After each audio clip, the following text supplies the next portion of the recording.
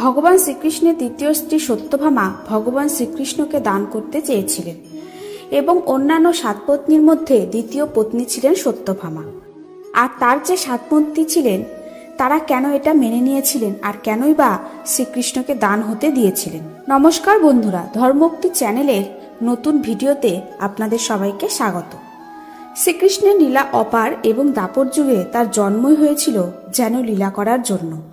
তার জন্ম থেকে মৃত্যু পর্যন্ত সমস্ত ঘটনা যদি আমরা দেখি তাহলে তার প্রচুর লীলা আমরা দেখতে পাই এবং মানুষকে শিক্ষা দেওয়ার জন্য তিনি অনেক কিছু লীলা করেছেন এবং সেই শিক্ষার মধ্যে তিনি তার স্ত্রীদেরকেও শিক্ষা দিতে চেয়েছেন।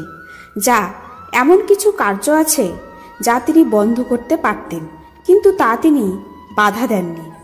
ঠিক সেই রকম আরও একটি কাজ হলো তুলাদান।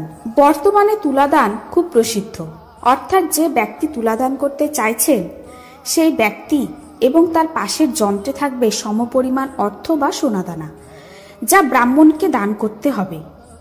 এই রকম দান করতে মনে করা হয় যে পূর্বজন্মের পাপ বা গোহত্যার মতো পাপ থেকে রক্ষা পাওয়া যায়। ঠিক এই রকমই ঘটনা ঘটেছিল শ্রীকৃষ্ণের দ্বিতীয় স্ত্রী সত্যভামার সঙ্গে। সত্যভামা নিজেকে এত সুন্দরী বা ধনী মনে করতেন যে কখন যে তার সৌন্দর্য অহংকারে পরিণত হয়েছিল তা তিনি নিজেই বুঝতে পারেননি। তার মধ্যে জন্ম নিয়েছিল অহংকার। এরকমই এমন এক ঘটনা ঘটে যখন একদিন দ্বারকায় আসে নারদ মুনি।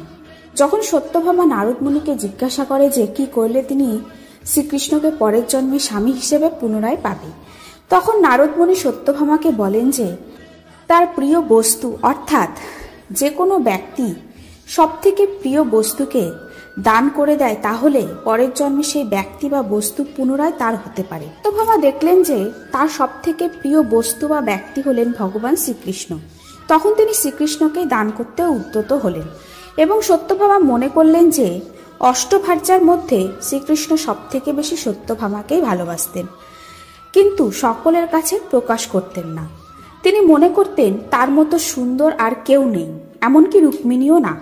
তাই সত্যভামা মনে মনে ভাবেন তিনি যে পরিমাণ অর্থ শ্রীকৃষ্ণের বদলে তুলাতে রাখবে সেই পরিমাণ অর্থ শ্রীকৃষ্ণের সমতুল্য হবে, যা তিনি শ্রীকৃষ্ণকে দান করতে পারবেন, যার ফলস্বরূপ পরবর্তী জন্মে নিজের স্বামীরূপে তিনি শ্রীকৃষ্ণকে পাবেন। তারপর সেই দিন উপস্থিত হলো যেদিন সত্যভামা শ্রীকৃষ্ণকে দান করতে উদ্যত হলো। তারপর সত্যভামা একটা বড় আকারের তুলার ব্যবস্থা করলেন এবং শ্রীকৃষ্ণকে তুলার দাঁড়িপাল্লার একদিকে বসালেন এবং অন্যদিকে তার যত সোনা রূপা মণিরত্ন ছিল তা তিনি দাঁড়িপাল্লার অপর দিকে রাখলেন। কিন্তু যতই তিনি অর্থ আর সোনার ভারী স্তূপ দাঁড়িপাল্লাতে দিক না কেন, দাঁড়িপাল্লা আর সমান সমান হলো না, এমনকি দাঁড়িপাল্লা একটুও নড়ল না। এটা দেখে সবাই অবাক হয়ে গেল। এইভাবে শ্রীকৃষ্ণ প্রমাণ করতে চাইলেন যে অর্থই কিন্তু মানুষের জীবনের সমস্ত কিছু না। রুক্মিণী তখন একটি তুলসী পাতা এনে দাঁড়িপাল্লার অপর দিকে রাখলেন। তখনই সঙ্গে সঙ্গে দাঁড়িপাল্লা সমান সমান হলো। এই থেকে বোঝা গেল যে মানুষের জীবনে যদি অহংকার আসে তাহলে সে সম্পূর্ণ জ্ঞান শূন্য হয়ে যায়, তার হিতাহিত কোনো জ্ঞান থাকে না। তাই তো তিনি নিজের স্বামীকেই দান করার সময় একবারও ভাবলেন না। তিনি প্রমাণ করতে চেয়েছিলেন যে তিনি সর্বাধিক সুন্দর আর তার ধন দৌলত প্রাচুর্যের দিক থেকে তিনি সব থেকে বেশি প্রতিভাশালী। কিন্তু ভগবান শ্রীকৃষ্ণ তার লীলার মাধ্যমে সত্যভামার অহংকার চূর্ণ করেছিলেন এবং তুলসী পাতার মাহাত্ম্যকে প্রমাণিত করলেন। এরপর থেকেই তুলাদান প্রচারিত হয়ে আসছে। আর কথিত আছে যে কোনো কাজের আগে যদি তুলাদান করা হয় তাহলে সেই কাজ অবশ্যই শুভ হবে। তো বন্ধুরা, আজকের ভিডিওটি যদি ভালো লেগে থাকে তাহলে চ্যানেলটি সাবস্ক্রাইব করে পাশে থাকুন।